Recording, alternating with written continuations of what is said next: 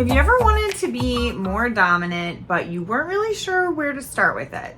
So today's video, we're gonna go over different vibes or different modes to being the more dominant partner in a sexual scenario.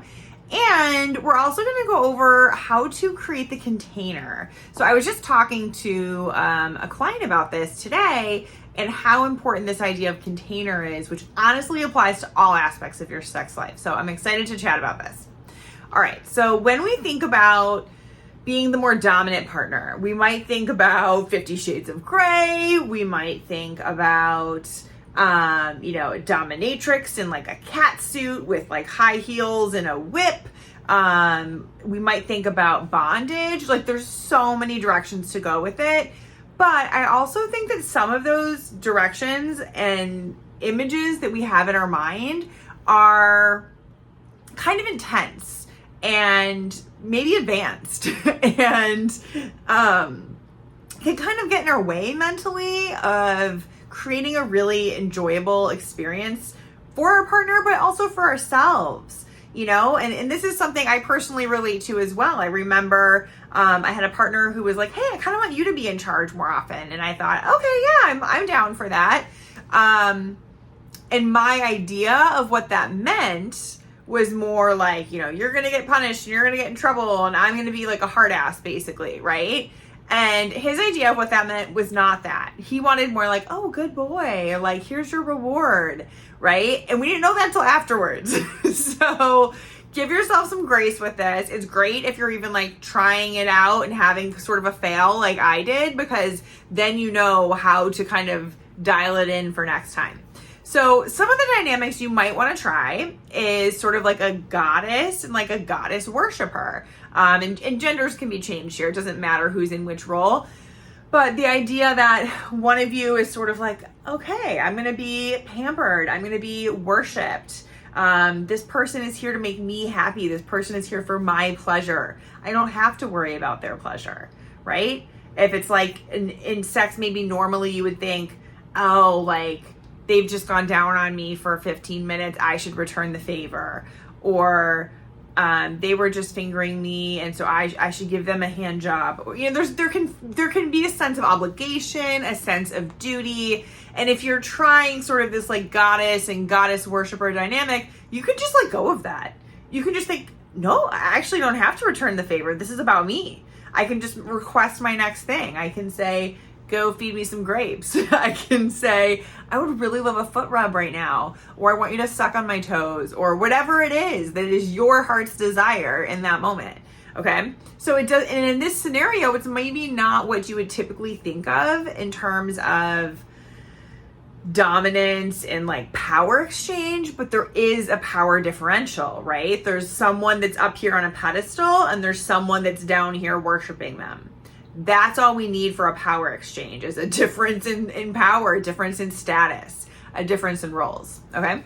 So that is one form that we can go with. Another one is just feeling like you're the leader, right? So you're in charge, you're the decision maker. You might factor in the other person. And this is really what we see a lot when someone's in a dom sub dynamic. The dom isn't like dismissing the other person. It's just like, hey, I kind of make the final call. Like, let's discuss, you get to weigh in, I'm going to make the final call. And I also want to add that it's key here. These roles should be negotiated ahead of time when you're on equal footing. Do not negotiate your roles when someone's already up here and someone's down here, because then you're not really having true consent, right? If you're in this lower role, you might feel a sense of pressure or obligation to go with whatever the other person is saying. And I also want to add, negotiate the time frame. Is this going to be an ongoing role? Is this going to be something you're going to try for an evening? And so we're going to talk a little bit more about that. That's part of creating that container. But so yeah, you can think of yourself as a boss, as a leader, as a goddess, as a dominant. And then if you do want to get more intense with it, you can think of it as, a master-slave dynamic where, I own you, you are my property, I'm going to do with you what I will. I don't recommend starting with this one. I would start with some of the other ones. And then I also want to add, there can be some role plays that can be a great way to sort of try on power exchange, especially if you're kind of like, I don't know if this is me. I don't know if this is my thing.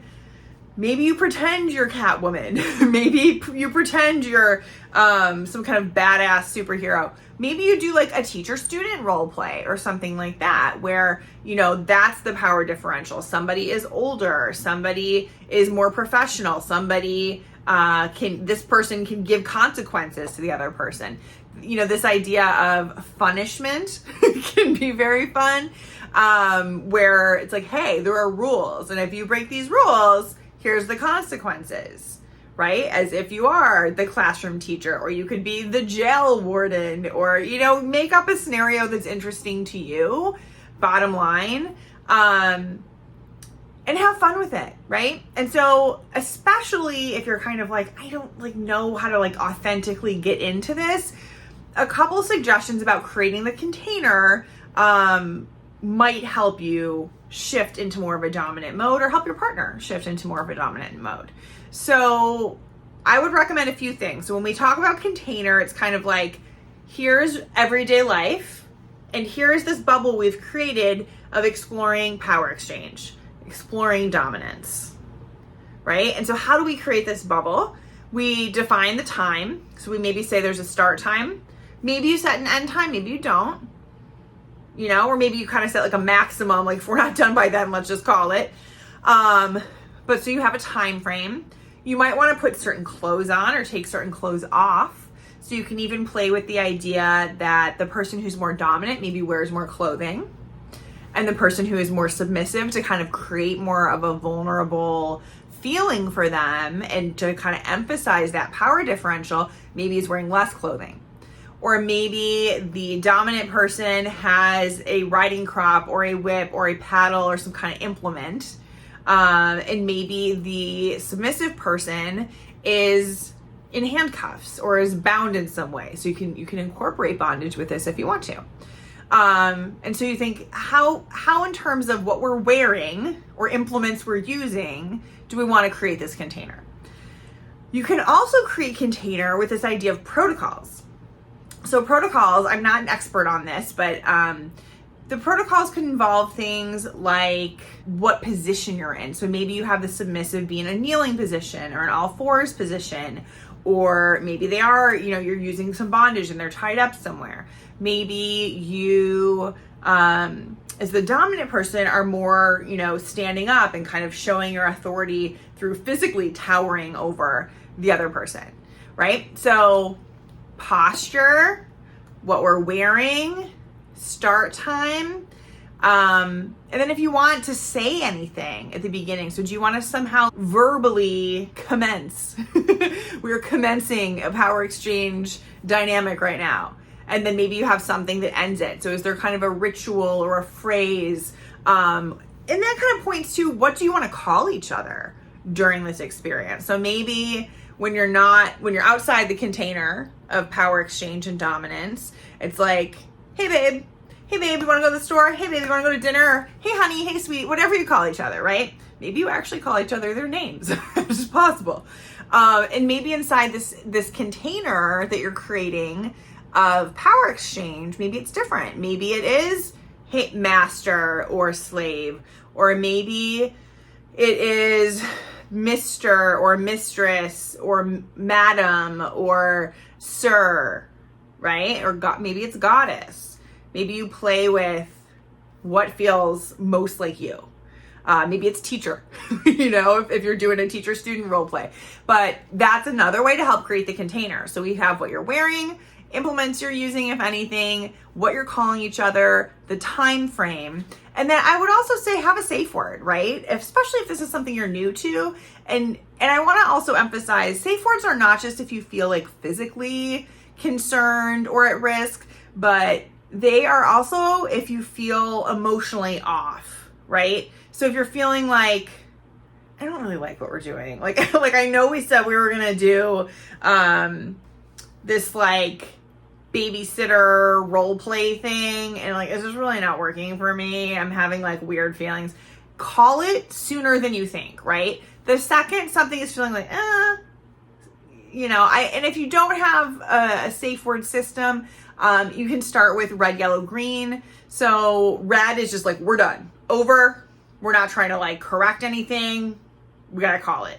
Yellow is like, something's off, and what I've noticed for myself, even though I'm an assertive person and a fairly confident person, and I teach people these things, is that I was in a scenario where something was feeling off, and I was like, maybe it'll go away. Maybe it's fine. It's not like really hurting me. So like, and so then I took too long and I said yellow finally when my partner reflected back to me, when you said yellow, it probably should have really been red. And you should have said yellow way earlier. And he was right. So notice that, be present with yourself during the experience, and communicate and give each other permission at the beginning. Hey, if something feels off, like this, let's just even have this be almost like a practice, and if something's off, we're not going to like attach to it going a certain way. We're just going to try something. We're going to see what happens. So I would say like lower the stakes, so that you can feel really free to communicate with each other. Okay, and then the other thing I will say is opt in to certain activities. So instead of saying, I don't want anything in my butt and I don't want to do anything with, poop or pee or whatever, instead say, here's what I do want to do, right? I want you to spank me. I want you to call me, baby, or I want you to call me slave, whatever you decide, right? The particulars don't really matter. It's more about how do we create the structure and how do we communicate about it. So think about that too, or like, I want you to make me crawl around, or I want you to tie me up at some point, and I want you to use silk stuff because I don't like the way rope feels on my skin. So like be specific, right? About like this would be really cool. And if you want to go a step further, you could even get into why and like how you want to feel and how you think it might make you feel, and it could be, I want you to go, tell me to put a ball gag in my mouth, and I want you to just tell me to bend over and, show you my butt, whatever it is, right? I want you to just boss me around like that and like tell me certain things to do. And I think it might make me feel like very vulnerable, but like in a turned on way or an exciting way. Okay, great. And as the dominant role, you also get to say how you want to feel, right? Because it's a really interesting dynamic being the dominant, where you're in charge, but you're also like having to bear the responsibility of, okay, so I'm kind of creating the dynamic. I'm doing more of kind of the mental work of how am I making my partner feel? Am I respecting their boundaries? Am I tuning into them and like signs that they might be uncomfortable? I have to come up with what happens next, right? It's kind of like a dance. Like you're leading the dance of this power exchange. And then I also want to add, power exchange doesn't always have to lead to sex or intercourse. It could just be fun to do this role play of like who's in charge and to try out different roles and different ways to be in charge. So I hope that helps. I hope that just kind of gets your creative wheel spinning. If this is something that you're curious about or want to try with a partner, if you have questions, put them in the comments and we'll be sure to answer. And if you have like bigger questions about this, we do have our listener Q&A episodes for my Ask a Sex Therapist podcast. So you can visit heathershannon.co and go down into the footer and there'll be a section to ask a sex question. Thank you guys all so much for listening. Make sure to like the video and subscribe. So thank you everybody, and I'll catch you next time.